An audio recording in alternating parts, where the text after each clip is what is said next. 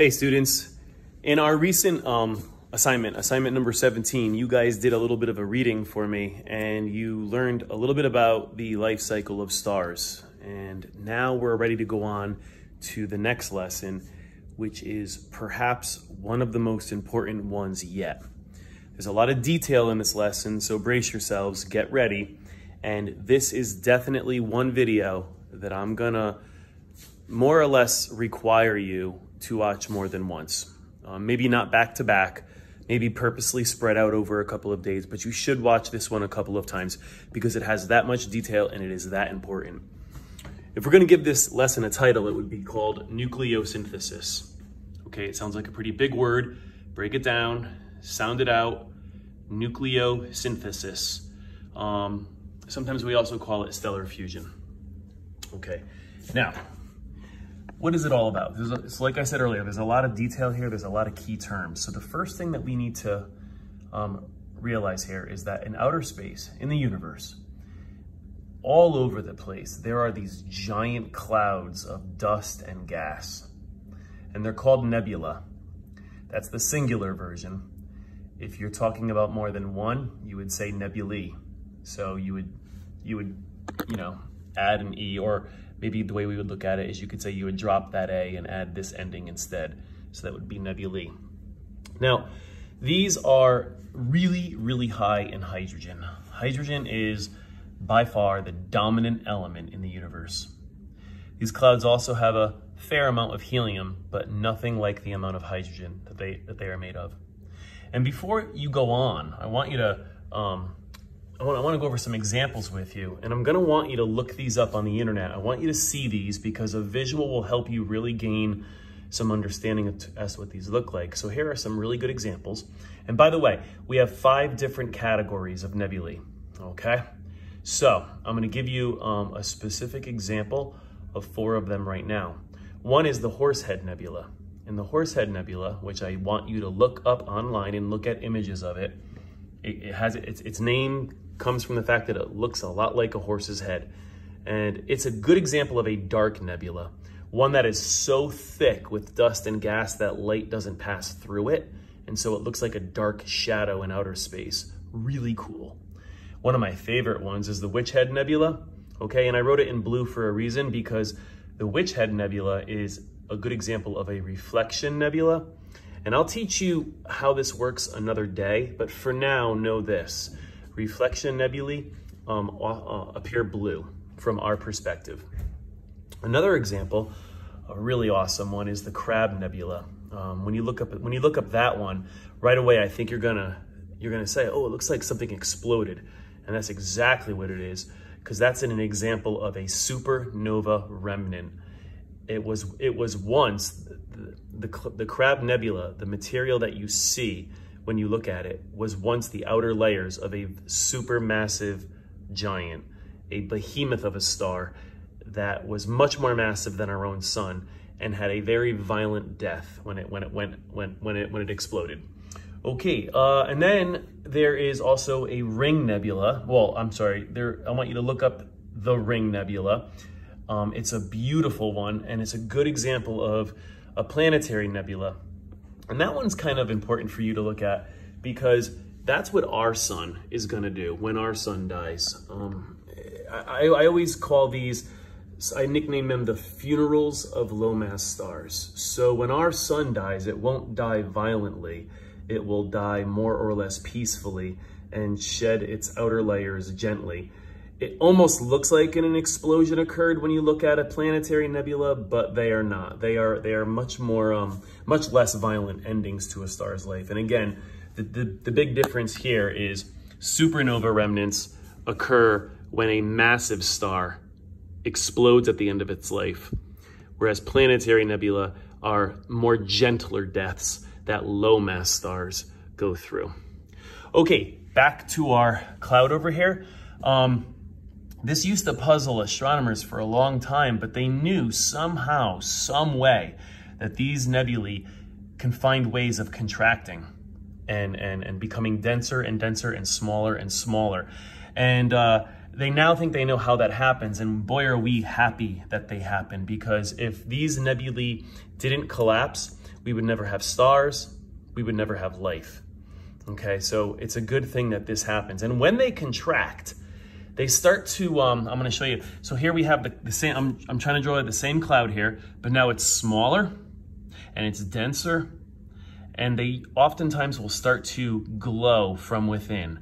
So we start to see reds and oranges and maybe even some yellow light coming out from within the cloud, okay? And like I said, with reflection nebula, I will explain why this happens, why they produce red light in another lesson. But for now, just know that we call these emission nebulae. Now, if you think about the word emission, it is what it sounds like. It gives you a hint.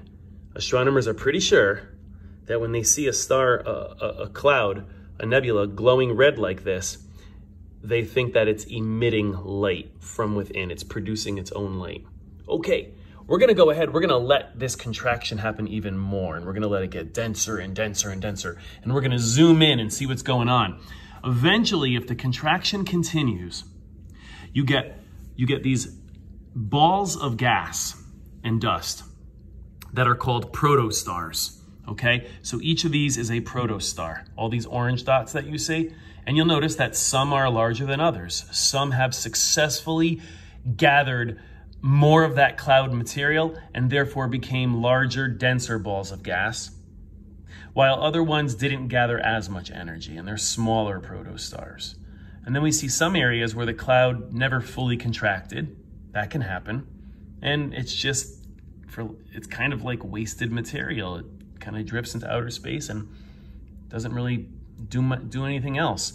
And sometimes we have some clouds that successfully pulled themselves into a spherical body, but they didn't quite have enough mass. They didn't quite gather enough mass to become a star. So they become what's called a brown dwarf. And brown dwarfs are failed stars. They will never go on to do what our sun is doing now. Okay? All right, now, before we move on, we have to really take a close look at a hydrogen atom. And I know that the curriculum for you guys in the middle school has changed a little bit, so you guys don't have much experience with atoms yet. So I'm going to give you a quick crash course. And we're going to use hydrogen as our example because hydrogen is the simplest element in the universe. There's not a lot going on with hydrogen. It's simply made of, well, most hydrogen atoms are made of two things. They have a proton in what we call the nucleus of the atom, the interior of the atom. And then they have one electron that is whizzing around and going all around at a certain energy level away from that proton. So we have a proton in the center and we have an electron on the outside. Okay, now I don't want to miscommunicate here, so I want to make sure that I tell you this now. Every now and then we come across hydrogen atoms that also have what's called a neutron. My drawing is a little shoddy there. It looks like it's bigger than the proton. It wasn't meant to be because neutrons are just about the same size as a proton and just about the same mass. In fact, neutrons are just a little bit more massive than protons, but essentially they are the same mass. They're so close. And there are even some hydrogen atoms that have a second neutron. These are pretty rare, but they have two neutrons and one proton and one electron. Okay, that's your simple diagram of a hydrogen atom. You should probably draw that on your own, or if you're typing, you should create one on your slides. Okay, if we go back to that atom that just had only the proton, okay? Protons carry a mass of one mass unit, one atomic mass unit, okay? So this particular atom here, which only has a proton and doesn't have any neutrons in it, we would say that it has a mass of one atomic mass unit, also known as AMU.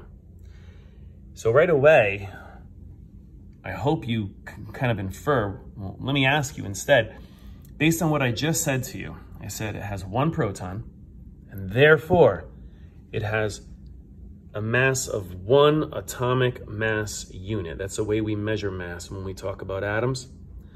So based on that information, what do you think the mass of the electron is?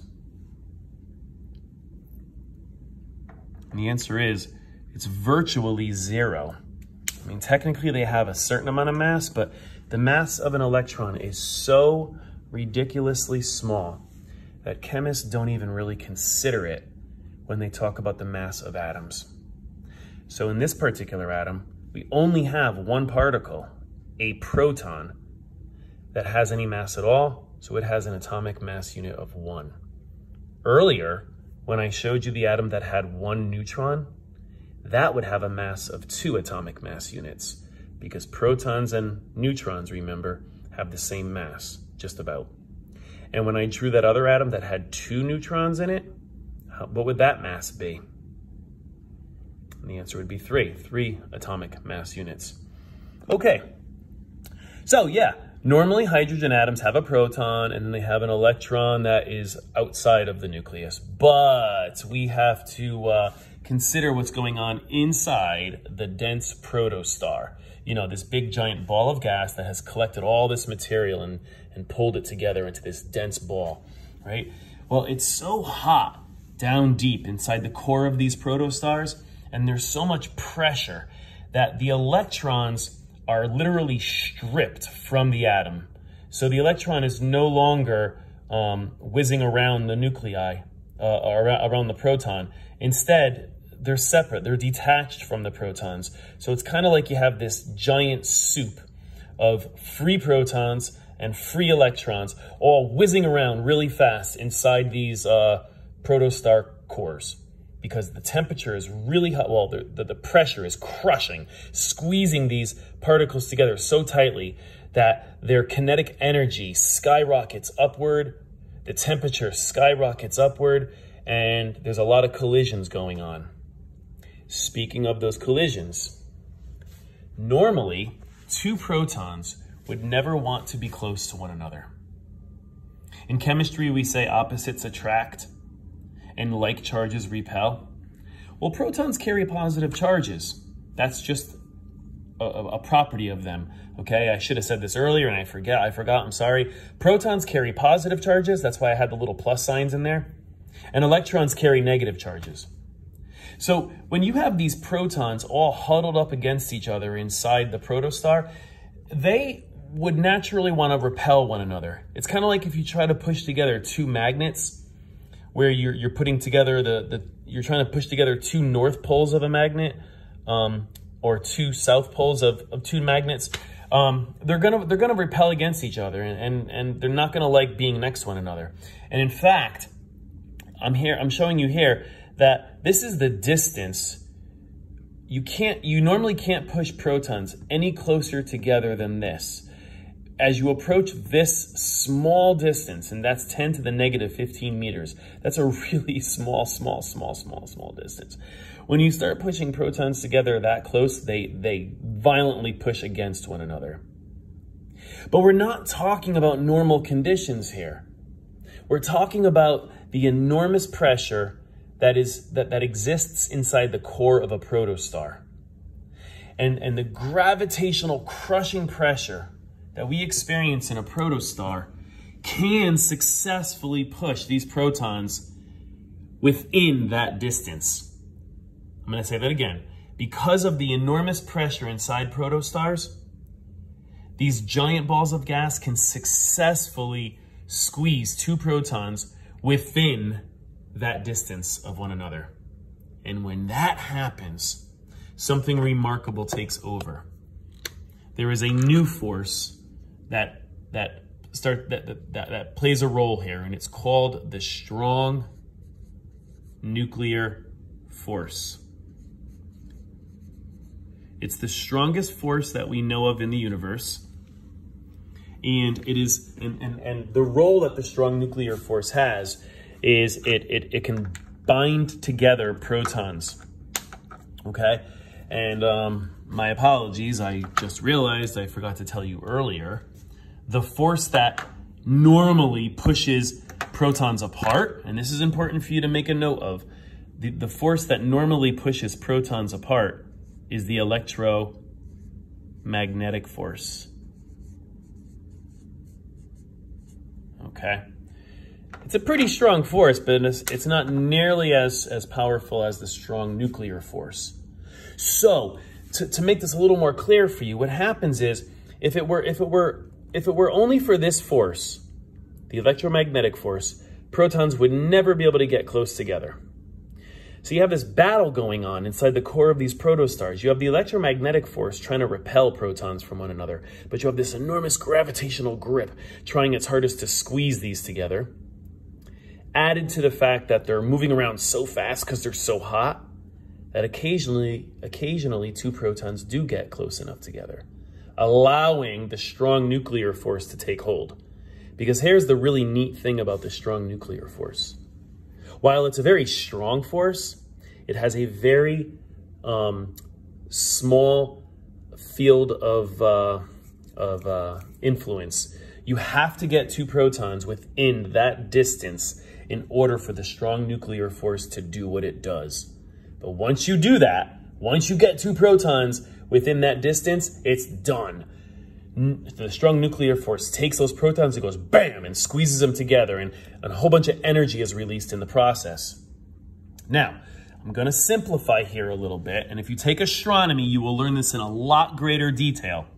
But for the freshman curriculum, for NGSS, all they require is that you understand that scientists like Einstein figured out mathematically that what's going on in the core of these protostars is 4 protons are taken, they are smashed together to form a totally new element. Now look carefully at what I've done here. And by the way, once this happens, once this starts to happen in a protostar, we say the protostar comes to life and it becomes a full-fledged star. Okay, that's the big difference. Up until now, we were just talking about protostars, okay? But the moment this happens, and this is called stellar fusion, the moment this happens, you have a star. And so what has happened? Well, look, we have 4 protons. See the 4 plus signs? They've been smashed together. And look at what I have here. Look carefully. The detail has changed. How many protons do you see there? And then what do you think those other 2 things are? Your answer should have been 2 protons and 2 neutrons. And they stay bound together like that to make a new nucleus. What we have just created is we've just created a helium nucleus. So we went from having 4 individual protons that came from a hydrogen atom, or I should say, came from hydrogen atoms. They've been smashed together to become a helium nucleus. So we just created, it's almost like magic, we just created a new element from a simpler element. We went from hydrogen and we made helium. And gravity was a big part of this. And when that happens, an enormous amount of energy is released in the form of gamma radiation. Gamma radiation is the highest form of electromagnetic radiation. You guys know of visible light. You guys think of visible light a lot of times because that's how you can see. And you think of heat, which is infrared radiation. And that's a slightly lower form of energy than visible light. And a lot of you are also familiar with ultraviolet light. And ultraviolet is slightly higher than visible light. But gamma radiation is the highest form of electromagnetic radiation of all. And that's what's released inside the core of these stars when they smash together. Okay, now I'm going to show you a mathematical model, okay, which really kind of simplifies it for you. And this is as far as you need to go freshman year. This is showing the mathematical model of what's going on inside the core of these stars. We're taking 4 hydrogen nuclei. They've been stripped of their electrons, so they really are just protons, but we still kind of consider them hydrogen atoms because it is the hydrogen atom that has 1 proton. So here we take 4 hydrogen atoms, right? 4 protons, which represents 4 hydrogen atoms. We're smashing them together to make 1 helium atom. We're releasing an enormous amount of energy in the process. And there's also these other things called neutrinos that are released. You don't have to worry about that this year. If you take my astronomy course, we'll learn that in greater detail. All right, thank you. Review this often, and I'm going to give you some questions to respond to after you watch this. Thank you.